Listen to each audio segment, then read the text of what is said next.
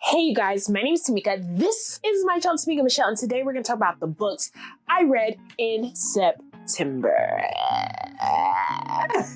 All right, you guys, I am already there. This is my second time recording this video, so I'm already here. Okay, good morning, hello, good evening. So enjoy the video. We're gonna talk about books. We're gonna be reflecting into the past, the future. A lot of things will happen in this video. Stick with it. We will know my thoughts of the books that I read in September. Let's start. So let's talk about our first book. This Poison Heart by Kaylin Byron. Now, hold on. Before we can talk about this book, we're gonna have to talk about Cinderella's Dead by the same author. So Cinderella is Dead, I think I rated that about 3 or 4 out of 5 stars. It doesn't really matter. The thing that matters is that that book, didn't love it. Did I give it a 4? That doesn't feel right. That can't be right. I have to look into it later, you guys. I don't remember. But the thing that matters is that I was ready to give up on Miss Byron after reading Cinderella's Dead. I didn't want to read it in the first place, so it was a bit of a setup for her. But this is what I'm trying to say now, stick with me, is that I really loved her characters. If you don't know what Cinderella is Dead, it's clearly a retelling of Cinderella, you think, but really it's so much more the aftermath of the things that's happened to this kingdom after Cinderella gets the shoe many years later. Now there's required balls and required marriages and all this other stuff. Very post-apocalyptic for Cinderella, but a very cool premise, but soaked in so many different social issues that it just didn't do it for me. It just took me out of the story way too many times. The characters were just ridiculous. They were not likable in any sort of way. They weren't even like gray character likable. You know what I'm saying? Like, oh, you're a villain. Like, no, you're lame, you're boring, and you do dumb things. So that was really my issue with Cinderella is Dead. But then on top of that, the plot was trash. I didn't really like the plot either, and I thought that it would all pay off at the end. I was bored by the end and just glad that the book was over. Back to this Poison Heart. So this Poison Heart tells a story of a girl who has the ability to manipulate plants, and she is adopted, but then one day a mysterious person comes to tell her that her aunt is dead and left her everything. So as she goes to explore this new estate that she has inherited, mysterious people arrive and mysterious things happen, and you would think a girl who could manipulate plants wouldn't be surprised, but dadgummit if she's not. We learned more about her history. We learned more about her family history, ancient history, as well as mysteries of the house and what does it mean to the town. It's a dynamic book. It's absolutely delightful. I loved it. I will say this, Ms. Byron, you've won me back. You've won me back. Now, there was times where she did that thing where she always does, which is throw down my throat her political views, but it wasn't overwhelming. I love that she had 2 moms. I love those moms. I would love to actually see this as a movie. I think it would make a great movie. And I just keep thinking, it would be the mom moms. I loved it so very much. And I love the main character. I loved her powers. It was just so beautiful. And I will say this is supposed to be kind of like almost a retelling of some sort. And I'm not familiar. I took Greek mythology. I'm not familiar with it. Was not familiar with it. Even as I was reading it, luckily she gives you a detailed account of like the Greek mythology story behind this book in the book. So good, because I would have hated to have gone in here assuming I knew what I was, I knew what you were talking about. I would have had to Google it. So she took that out of you. She took that off the table of extra work you had to do to truly enjoy this story. And I had a really good time reading this Poison Heart. Now, does it get slow? Because it didn't get a 5 out of 5. Because it's sometimes, like I said, she does that thing where she shoves her social issues and her political views down your throat, and you're just like, okay, I get it. All right. But then she brings you back with something fun and mysterious and scary. But I wouldn't say this book gets scary, but for October, this is a good read if you're looking for something light and not actually all that scary. The most scary thing is honestly the thrill and the mystery behind who are these mysterious people? What's going on? Who's her real family? So I thought that this book was such a good time, and I highly recommend. There clearly is going to be a sequel. I thought it was going to be a standalone, but I'm excited. Hopefully this will be a duology. It doesn't need to be a trilogy. Make it a duology. And with that said, I will be reading on and you will hear my thoughts. Ms. Byron, you've won me back. Ooh. All right, you guys. So the next book that I read is The Silent Patient by Alex Michels, if I'm correct. I know I'm saying it wrong. I knew it. So I apologize for mispronouncing the author's name. But this tells the story of a woman who is claimed to have murdered her husband, and she's taken up a vow of silence, and she's now in an asylum where a up-and-coming psychologist makes a decision that he is going to get to the top of his game in his psychology world by getting this woman to speak.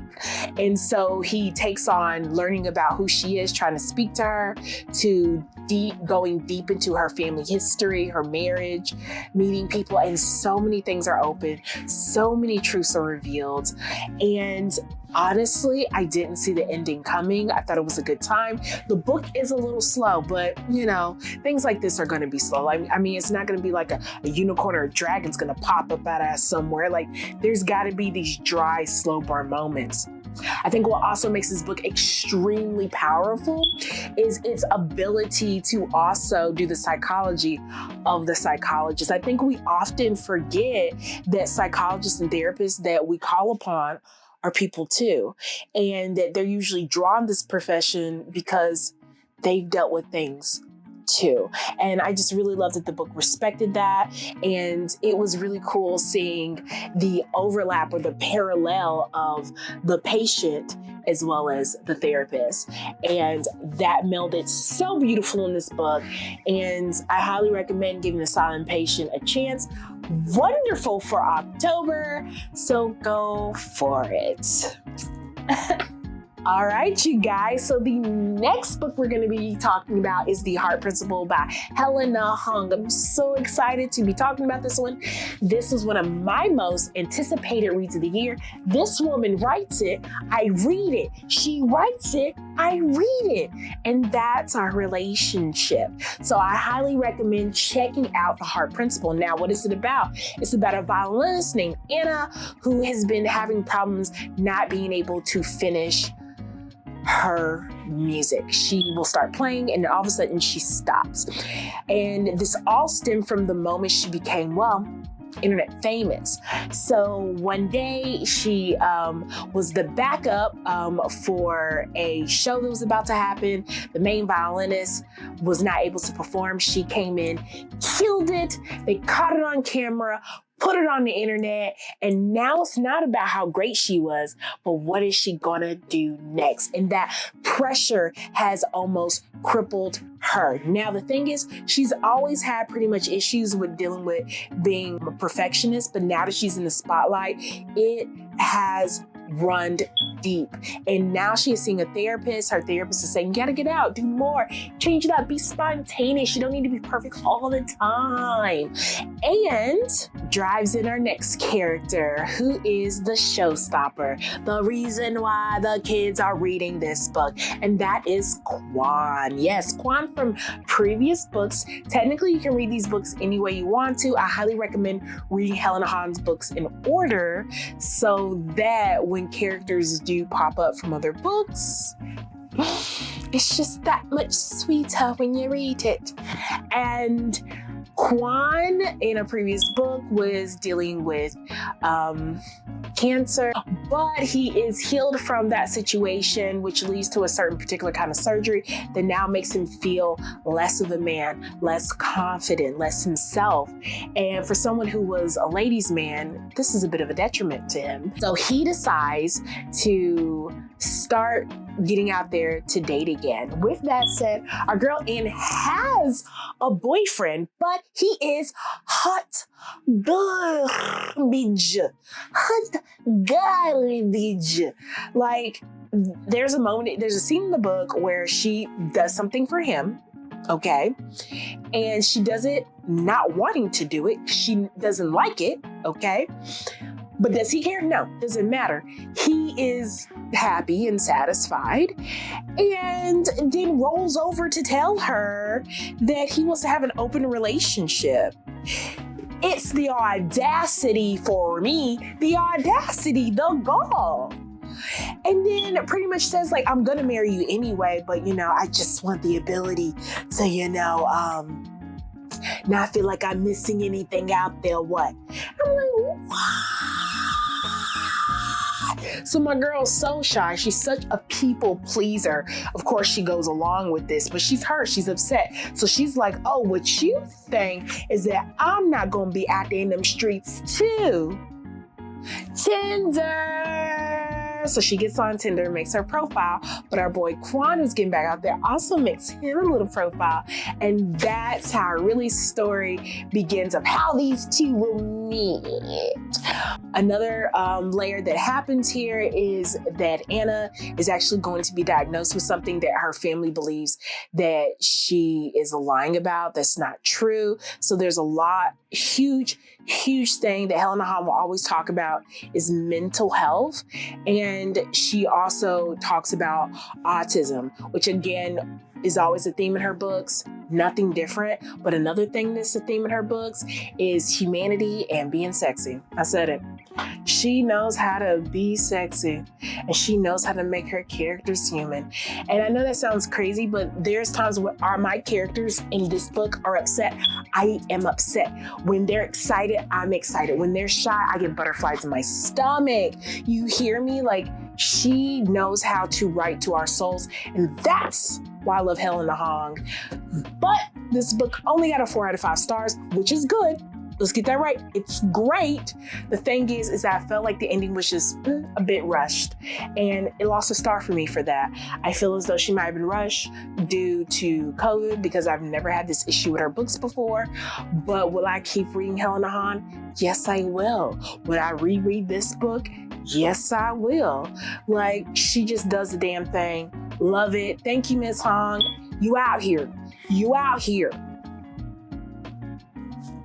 All right, you guys. So I'm excited. So I'm going to insert this video. The next book that we're going to talk about is The Way of Kings. Now, I did kind of have a little bit of thoughts prior to this moment, but please watch my prior thoughts before I give you my final ones. I have a love-hate relationship so far with The Way of Kings. Like, it's inside of me. It's like, all right, so the book starts off amazing. I mean, Brandon Sanderson is not pulling the punches. He's like, hit it. Okay, that's what it's like when you're reading part 1 of The Way of Kings. It's phenomenal. It's top tier. But when you get to part 2 and the 2 main characters that you are like, I'm in it, you got me. You take one away and then add 2 other characters who are, in my opinion, boring. I'm like, boring. And like, their storyline is boring, everything they say is boring, everything they do is boring. Like, I'm sitting here like, okay, how long will this last? Like, how long? Part 2, I dragged my feet so hard. I didn't sign up for a father and son situation, and they gave it to me, and I was like, but I don't want it. But he gave it to me anyway, but I said, I don't want it. I want Kaladin. The only saving grace that didn't make you want to DNF the world's longest book was Kaladin. I'll give you that right now. And then part 3 was better because we got a character back from part 1, and it was really nice following her journey, following her story, and I just really, really, really liked it. I mean, I just loved anything with her in it. She's so witty, she's so interesting, and like her gifts, you know, they're very understated. There's things about her, there's a mystery, a lore. Same thing with Kaladin, a mystery, a lore. Like, there's something about these people. What is it, right? It's clearly gonna save the world. But you get to that father and son, there's nothing special about that. Well, take that back. The father is interesting, right? The son really drags it down. Honestly, I can't tell the difference between when the son is talking and when the dad is talking. Like, the only thing that gives it away is that they have 2 very opposing views towards each other. The characters in, like, Brandon Sanderson always makes amazing characters. I mean, and some characters you're going to, you know, root for, some you're not going to root for, some you'll like, sometimes you'll dislike. He always goes out of his way to give this gray area to all of his characters. Religion, family, huge themes in these books. Religion is always a theme in his books. Like, he has a lot to say about that. Regardless of how I feel right now about 2 of the characters, will I go further in the story? The answer is yes, I definitely would. Like, it's still a good read. It's still a good time. Okay, you're back. So I'm really, really excited. Way of Kings. Okay, so as you can see, I'm struggling to deal with some of the characters, but here's where we are.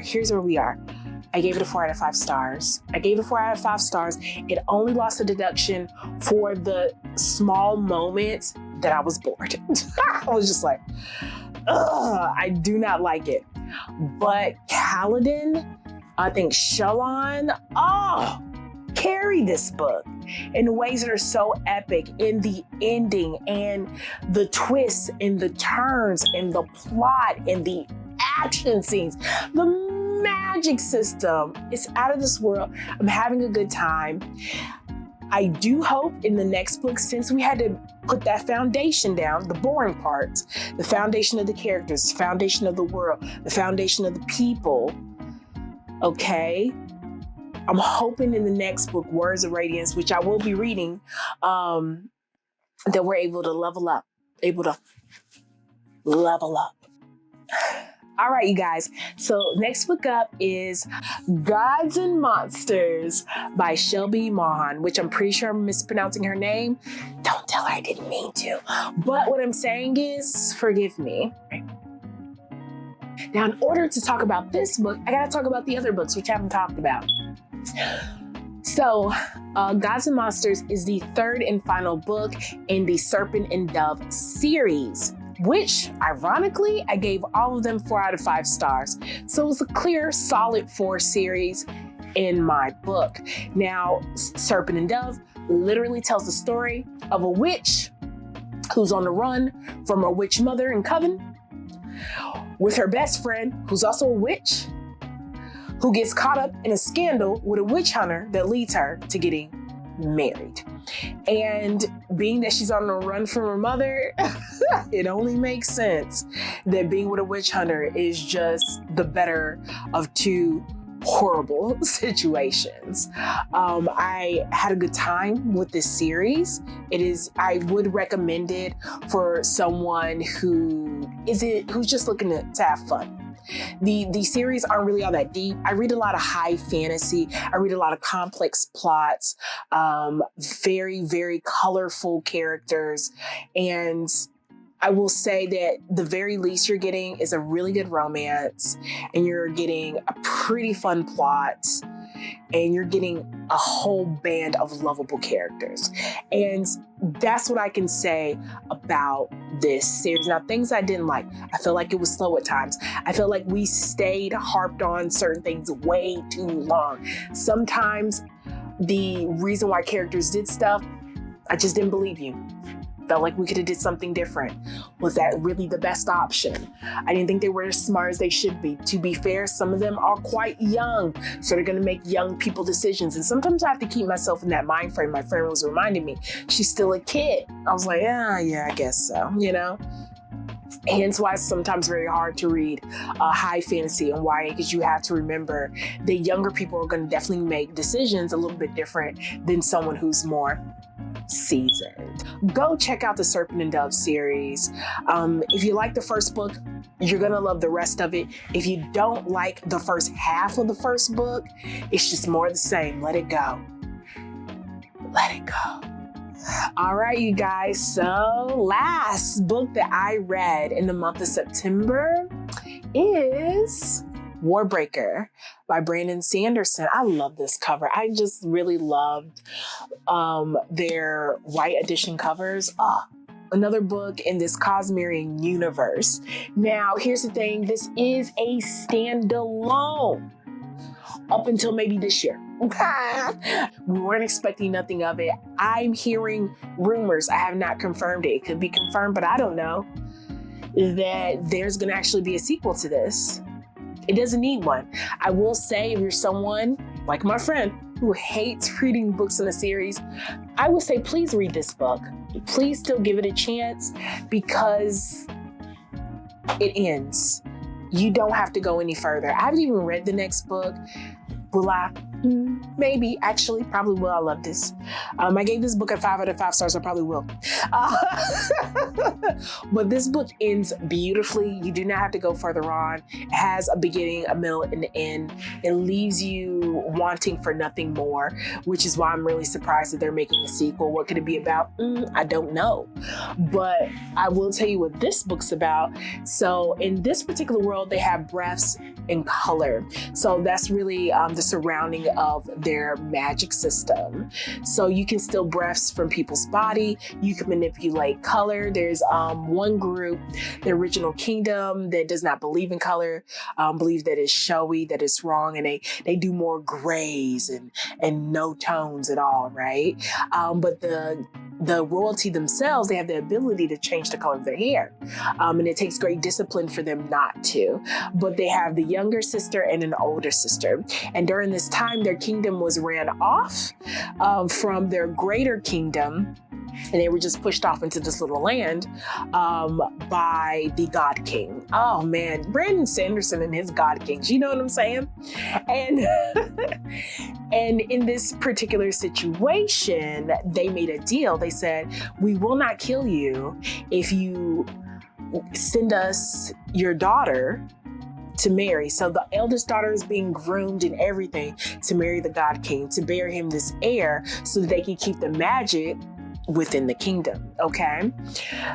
But the father makes the tough decision to say, hey, we have groomed her so well. If this kingdom goes down, it's gonna need a queen. And do I want to give up my good daughter? The one who's good at things For my crazy daughter who does whatever she wants, nah, send that one, playboy. And so the youngest daughter is sent off, poor thing, unprepared, doesn't know what to do. She's unruly, she does what she wants, but she feels this grip and this responsibility to not let her kingdom down and bring war upon her people. So she goes, she does what she needs to do, and she goes out there. But once she gets there, little does she know that the God King is not who he appears, and that the kingdom is not what people think it is to be. And also the older sister, feeling guilt that her little sister was sent off to the slaughter, decides to take upon herself a rescue mission where she gets with a band of merry men, also known as mercenaries, to help recover her sister without the kingdom knowing, so it does not bring about war. So this book is really about war. I'm just messing. Actually, it's about trying to prevent a war. And it's really about the love of two sisters. And it's about understanding, it's about growth. And it's about breaking prejudices. It's about breaking prejudices to be prejudices. Okay. I can't talk. So the overall, one of the hugest themes in this book is being prejudiced. And a lot of the people felt like the older kingdom always judged them for their beliefs because they had gods that they could see. They worship gods that we would say are, they're not omnipotent.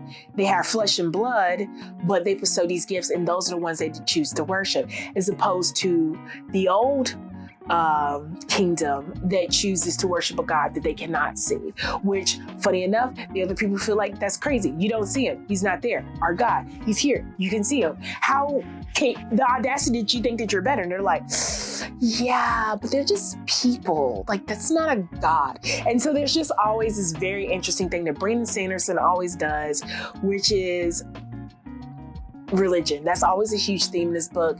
And it's always done in such a thought-provoking way, in such a fun way, and not in an insulting way that a lot of other authors do. And I've always just enjoyed his depiction and his journey in talking about religion and how we all see it differently and how it's beautiful to all of us and wherever it is. But he also talks about how religion can be used to manipulate people. And that is a really, really overarching theme in this book as well. So, Warbreaker, should you read it? Hell yeah, you should. I loved it way more than I liked Way of Kings, and I love The Way of Kings. But this I'm in love with, hence why it is a perfect 5 out of 5 stars. All right, you guys, that concludes the books that I read in September. So I hope you enjoy. I have a lot of videos that are going to be coming out. Some are backlog videos. Again, I like to put those videos out really for me to also have archives and to look back on and to laugh and harass you, my friends, with. And I look forward to seeing y'all in the next videos. And as always, till next time, bye. She's a Mona Lisa. Everyone's lining up to see her. She's a Mona Lisa.